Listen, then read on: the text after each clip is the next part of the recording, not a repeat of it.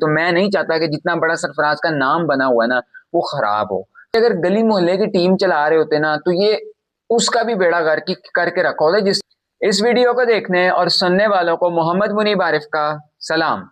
हमेशा से ना मैं एक चीज सोच के रखता हूँ, या मैंने एक मेरा नजरिया बना हुआ है, या मैं बात भी यही करता हूँ कि भाईजान जब भी आपने क्रिटिसाइज करना हो ना तो रिजल्ट पर क्रिटिसाइज ना किया करें, एफर्ट पर क्रिटिसाइज किया करें, या रूट पर या बेस पर क्रिटिसाइज किया करें। मैं बात कर रहा हूँ कि भाईजान हमने टीम पाकिस्तान पर तो बहुत क्रिटिसाइज कर लिया कि भाई तुम अच्छा नहीं खेलते, तुम अच्छा नहीं खेलते, ये अच्छा नहीं खेलता, वो अच्छा नहीं खेलता। लेकिन जब मैं इनके रूट की तरफ देखता हूं ना तो मुझे समझ आ जाती है कि क्यों अच्छा नहीं खेलते। यानी कि 2 दिन पहले एक प्रेस कॉन्फ्रेंस की गई, मैंने उसको कवर इसलिए नहीं किया कि एक मैं सफर में था, दूसरा मैं उर्दू वाला सफर, ठीक है, अंग्रेजी वाला नहीं समझना। तो दूसरा क्या कहते हैं कि सीरीज हो रही थी पाकिस्तान वर्सेस बांग्लादेश। मैंने कहा एक दफा ये सीरीज खत्म हो जाए फिर इन टॉपिक्स पर आते हैं। एक प्रेस कॉन्फ्रेंस की गई, दूसरा दूसरा एक और चीज हुई जी के सनराइजर्स लीड्स ने अबरार अहमद को सिलेक्ट कर लिया है, अपनी टीम में ले लिया जी दी हंड्रेड्स के लिए। उसके साथ साथ ब्लेसिंग मुजरबानी पीएसएल छोड़कर जा चुके हैं, आईपीएल में उन्होंने आईपीएल को प्रायोरिटी दी है। और साथ साथ हमारे द लीडर, द कप्तान, the legend, the Sarfaraz Ahmed retire हो चुके हैं। उनका एज अ प्लेयर या एज अ लीडर तो बड़ा रोल मुझे पसंद है, लेकिन आज हम प्रेस कॉन्फ्रेंस जो उन्होंने दिया उस पर भी बात करेंगे, सरफराज के कैरियर पे भी नजर दौड़ाएंगे।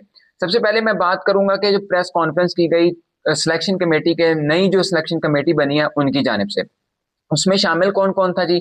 आकिब जावेद थे, मिसबाउल हक थे, सरफराज अहमद थे और असद शफीक थे। अगर मैं असद शफीक की बात करूं तो सिर्फ उनको एज अ डमी बिठाया हुआ था, उनके मुंह से या उन्होंने कोई अल्फाज कहे भी नहीं, बस बैठे रहे और खाना पूरी की कि हाँ भाई मैं I am the member so I sit in that, बाकी उन्होंने कुछ भी नहीं किया। दूसरा और क्या चीज होती है, जब पूछा जाता है कि जी आपकी मैनेजमेंट का या आपकी सिलेक्शन कमेटी का चीफ कौन है, भाईजान कोई चीफ ही नहीं है। ये कैसे मुमकिन है कि एक कमेटी, एक टीम काम कर रही है विदाउट लीडर? हाँ, एक चीज होती है कि जो टीम होती है ना वो सबका कंबाइन काम चल रहा होता है, लेकिन फिर भी उसमें एक बंदा ऐसा होता है जिसकी बात मानी जाने वाली होती है, जो लीड कर रहा होता है, या जो सारी चीजों का निगरानी कर रहा होता है, या ऊपर से बैठकर देख रहा होता है, हेड होता है। तो आप अगर ये चीफ ही नहीं है सिलेक्शन कमेटी का तो फिर टीम का कप्तान भी नामदही है वैसे तो वो भी खत्म कर देते। मतलब कि यार इस तरह के सेंसलेस बयान देते हैं, इनको जरा शर्म नहीं आती। खैर इतने अनप्रोफेशनल है, ये इतने अनप्रोफेशनल है भाईजान कि प्रोफेशनलिज्म इनके दूर दूर से नहीं गुजरी। अब होता क्या है कि आपको किसी जॉब के लिए हायर किया जाता है ना तो वो जॉब आपकी फर्स्ट प्रायोरिटी हो जाती है। फिर आपको उसके लिए रात को जाकर काम करना पड़े, दिन में काम करना पड़े, 24-24 घंटे काम करना पड़े, करना पड़ता है। ऊपर से जब आपको जॉब भी मुल्क की मिल जाए तो फिर उसके लिए आपको बाकी अपनी सारी चीजें पीछे छोड़ देनी पड़ती हैं। हाँ आप जरूर करें, बट जब आपके पास फ्री टाइम हो। अब आपको प्रेस कॉन्फ्रेंस के लिए बुलाया गया है और मिसबाह हक ने क्या किया जी, आधी प्रेस कॉन्फ्रेंस अटेंड की, उसके बाद कहा कि मेरी फ्लाइट है। भाईजान उस टाइम उस प्रेस कॉन्फ्रेंस से ज्यादा जरूरी कुछ भी नहीं था। हाँ आप इनफरादी तौर पर वो कॉन्फ्रेंस कर रहे होते तो हम कहते चले जी ठीक है, no issue, but collectively as a management की बात हो रही है, एज अ सिलेक्शन कमेटी की आप मीटिंग कर रहे हैं, तो ये बड़ा इन अनप्रोफेशनल चीजें हुई हैं। खैर बाबर आजम के बारे में सवाल हुआ, हमें तो आज तक नहीं पता चला कि बाबर आजम को ओडीआई से ड्रॉप क्यों किया गया, जो कि मैं समझता नहीं बनता। और फखर जमान के बारे में सवाल हुआ तो डायरेक्टली कहा गया कि भाईजान Babar Azam is not fit to play, Fakhar Zaman is not fit to play. ये कोई मतलब कि कोई तरीका नहीं है। होता क्या है कि एक प्रेस रिलीज आती है, जब खासकर ये सेंट्रल कॉन्ट्रैक्ट के जो प्लेयर होते हैं ना, इनकी प्रेस रिलीज आती है कि भाईजान ये बंदे को ये इंजरी हो गई है। और अगर ये इंजरी बाबर आजम कैरी कर रहे थे तो बाबर आजम को आपने वर्ल्ड कप में क्यों कैरी किया? और सोर्सेज ये कहते हैं, या हमने भी ये देखा कि बाबर आजम तो पूरा पूरा प्रैक्टिस में, वार्म अप्स में हिस्सा लेते रहे। ये नहीं हुआ कि बाबर आजम से नजर नहीं आया कि कहीं इंजर्ड होंगे। तो ये आप अपनी तरफ से बहाने बनाना, मतलब कि कोई आपने हमें बस ऐसा कह लें कि आपने सर्जरी किया छोटी सी और नाम की सर्जरी हुई है, और सर्जरी ये ऐसे करते हैं कि बाबर को आज बाहर कर दिया, तनकीदें होंगी वो बाबर को बाहर करता, बाबर को वापस लाओ, फिर बाबर वापस आएगा, फिर सारे तो उसकी तरफ हो जाएंगे। मतलब इस तरह की चीजें, सेंसलेस सी चीजें करते हैं। मेरे ख्याल में ना ये अगर गली मोहल्ले की टीम चला रहे होते ना तो ये उसका भी बेड़ा गर्क करके रखा होता। जिस तरह ये किया, भाई मेरी बात सुने, कप्तान की गलती होगी वर्ल्ड कप से बाहर। मैं पहले भी मैंने बात की थी, कप्तान की भी गलती, कोच की भी गलती, लेकिन सबसे बड़ी गलती किसकी है? सिलेक्शन कमेटी की गलती है। और सिलेक्शन कमेटी इतनी इमेच्योर, इतनी अनप्रोफेशनल, मेरे ख्याल में तो इनको दर्द नहीं है अपने मुल्क का। ये बिला वजह मतलब कि सिर्फ तनख्वाहें लेने बैठे हुए हैं। अब देखें सिलेक्शन कमेटी का काम क्या है। एक सवाल हुआ, बड़ा मजे का सवाल हुआ कि भाई नेशनल T20 हो रहा है पेशावर में, तो आप सिलेक्शन कमेटी, आपको कोई प्लेयर, कोई बंदा क्यों नहीं गया उधर? अगर मैं मतलब इस तरह के सवाल था, अगर मैं बातें आगे पीछे मिला रहा हूं, बट यही सवाल हुआ कि आप क्यों नहीं जा रहे हैं, आपको जाना चाहिए, या ऐसे सवाल हुआ। तो उन्होंने कहा कि हमारे पास इतना मॉडर्न सिस्टम है, ये है वो है। आपको मैं एक सच्ची बात बताऊं, मैंने ना ग्राउंड में डोमेस्टिक मैच खुद देखे हुए हैं। दो कैमरे लगे होते हैं, नहीं दो भी, मैंने जब जो मैंने देखा ना उसमें एक कैमरा लगा था। एक एंड पर कैमरा लगा होता है विकेट के बिल्कुल सामने, ठीक है। पीसीबी के पेजेस पर आ रही होती है जब भी डोमेस्टिक मैच की कोई वीडियो, तो ये किस तरह अगर वो दो कैमरों पे ये इतने एनालिसिस कर लेते हैं भाईजान, कोई ग्राउंड में जाएं।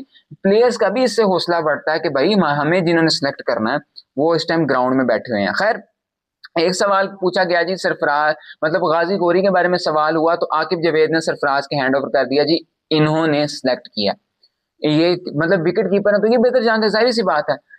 तो सरफराज ने कहा कि उसने प्रेसिडेंट कप था जो, उसका प्लेयर ऑफ द टूर्नामेंट था। जी ठीक है था, बट सर वो फर्स्ट क्लास का टूर्नामेंट था, वो टेस्ट क्रिकेट थी, वो 4 डे क्रिकेट थी। आपने किसके लिए? फिर वही बात है कि हम कब तक फॉर्मेट्स मिक्स करते रहेंगे? बाबर की T20 में फॉर्म नहीं, हमने कहा उधर से नहीं होना चाहिए, बाबर को नहीं होना चाहिए, आप ओडीआई से बाहर कर देते हैं। अब मां सदाकत लड़का T20 में डिजर्व करता है, आप ओडीआई में ले आते हैं। शाहीन शाह अफरीदी अगर बनता भी है कप्तान कहीं ना कहीं, तो वो बनता ही नहीं है, लेकिन अगर बनता भी है तो आप उसे ओडीआई का कप्तान बनाते हैं, वो T20 का बनता है। आगा जी ओडीआई का कप्तान बनते हैं, T20 में बना देते हैं। यानी कि आप क्यों फॉर्मेट्स अपने कर रहे हैं? दूसरा एक चीज, और मैं ना बात को सोच रहा था कि यार हम ना प्लेयर्स को, मतलब कि उन्होंने कहा, ये आगा जी के बारे में सवाल हुआ मिसबाह उल हक से, तो मिसबाह उल हक ने कहा हाँ जी हम आगा को बैक करेंगे, अब इतना टाइम लगता है। जी ठीक है, बिल्कुल सीख है, इंसान वक्त के साथ साथ गलतियों से ही सीखता है। लेकिन मेरा सवाल ये है, यानी कि ये क्राइटेरिया आपने बाकी प्लेयर्स के लिए क्यों नहीं रखा हुआ? लाइक कि आपने कुछ प्लेयर्स के लिए रखा हुआ, कुछ सुफियान मुकीम जैसे प्लेयर्स के लिए नहीं रखा हुआ। अभी मैंने कल के प्रीव्यू में, रिव्यू में बात की है जो आपका मैच का आया, उसमें मैंने कहा था कि कम से कम एक प्लेयर को जो मेरिट पर हो ना, मतलब साहिब फरहान जैसा, सुफियान मुकीम जैसा, कम से कम उसको 10 मैचेस में मिनिमम देने चाहिए, मैक्सिमम 15 मैचेस दें, उसके बाद आप उसका नतीजा निकालें। ये नहीं होना चाहिए कि 2 मैच खेला है और 100 वाला मुंडा सानू हुण प्यारा लग रहा है, अच्छा लग रहा है, एवरेज तो चलो उत्ते नीचे हो जाती है, सोहना लग रहा है, चलो टीम च ले आइए, दिल कर रहा है इनू ले आइए। ओ यार ऐसे नहीं होता, प्रोफेशनलिज्म की ऐसी तैसी ना फेरा करें। खैर उसके बाद ये सवाल किए गए गाजी गोरी की, अगर मैं आपको बताता चलूं तो 20 की एवरेज है जिसको लिस्ट ए में, जिसको डेब्यू करवा दिया गया। और ये साद मसूद और जो गाजी गोरी को डेब्यू करवाया गया, यहाँ तक के बाकियों को भी जो करवाया गया, ये मेरिट का कत्लेआम हुआ है इतना, मतलब ह्यूमन वायलेशन, ह्यूमन राइट की वायलेशन हो गई है, ये भी आप कह सकते हैं। यानी कि ह्यूमन राइट यही है ना कि सबको उनका फेयर चांस मिले, तो अब फेयर चांस तो नहीं मिला।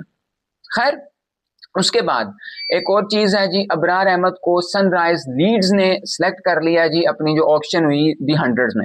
अगर देखा जाए तो ये बड़ी अच्छी चीज है। इससे क्या होगा कि कल को मतलब कि क्रिकेट ही एक ऐसी चीज है जो स्पोर्ट्समैन स्पिरिट है, उसमें स्पोर्ट्समैनशिप है, उसमें मतलब कि क्रिकेट नहीं आपके डोर्स खोलने हैं जो आपने एशिया कप में हालात बनाए, यानी कि जो हमारा इंडिया पाकिस्तान का चल रहा है हम हाथ भी मिलाना पसंद नहीं करते, तो ये इस तरह की लीग्स नहीं आपको ना साथ जोड़ना है।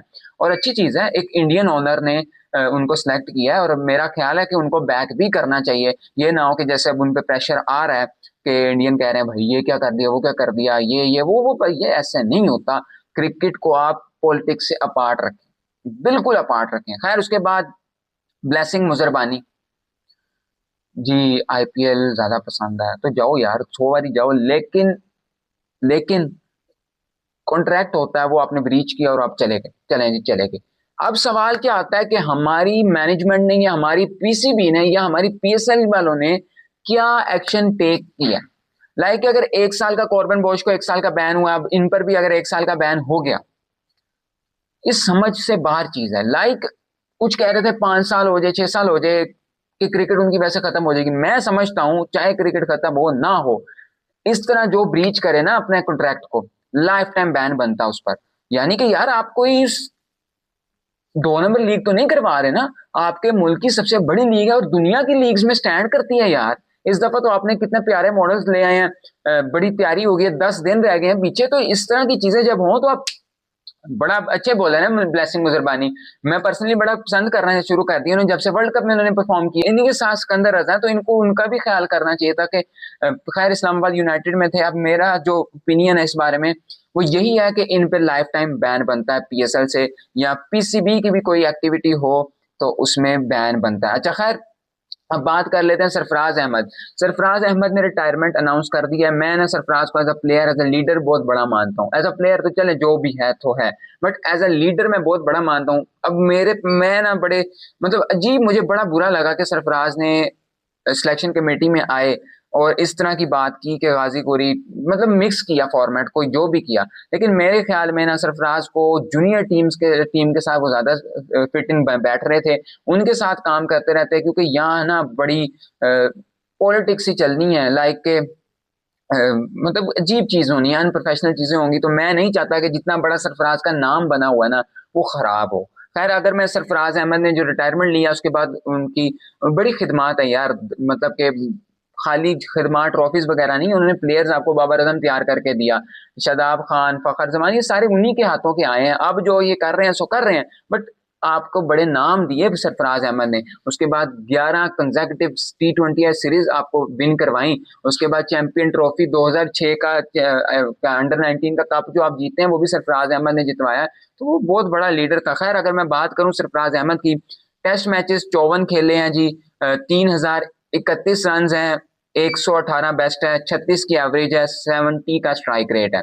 ओडीआई 117 मैच खेले थे, 2315 रन थे, 105 हाईएस्ट है, 33 की एवरेज और 87 का स्ट्राइक रेट। यहाँ अगर मैं T20 की बात करूं तो T20 में 61 मैच यानी कि 61 मैचेस खेले, 818 रन खेले, बनाए, 89 बेस्ट है, 27 की एवरेज और 125 का स्ट्राइक रेट है। अगर मतलब कि सरफराज की आईसीसी T20 या आईसीसी ओवरऑल रैंकिंग में कि सरफराज कितने नंबर तक सबसे हाईएस्ट हैं, तो 16वें नंबर पे वो एक दफा रहे हुए हैं जी टेस्ट मैच में। सरफराज ने 2016 से 2019 तक पाकिस्तान टीम की कंसेक्टिवली या कंटिन्यूसली कप्तानी की थी। फिर उनके बाद एक सीरीज वो हारे, जो उनके अपने अल्फाज हैं एक शो में बैठ के कि मैं फिर एक सीरीज हारा और मुझे बाहर कर दिया गया। मुझे बड़ा एक चीज अफसोस है कि एक असद शफीक के साथ ज्यादती हुई है और वो भी मैनेजमेंट में आकर बैठ गए हैं। इन लोगों को पता है स्टैंड लेने की जरूरत है। अगर ये आ गए हैं ना तो इनको कुछ करना है। अगर ये विद अ बैट या विद एज अ प्लेयर कुछ नहीं कर पाए ना, इनके साथ ज्यादती की गई, तो अब इनको मेंबर ऑफ मैनेजमेंट कुछ करना है यार, मुल्क के लिए करना है, अपने लिए नहीं हम मांग रहे। हम अपने मुल्क के लिए मांग रहे हैं, क्योंकि मुल्क सबसे पहले आता है।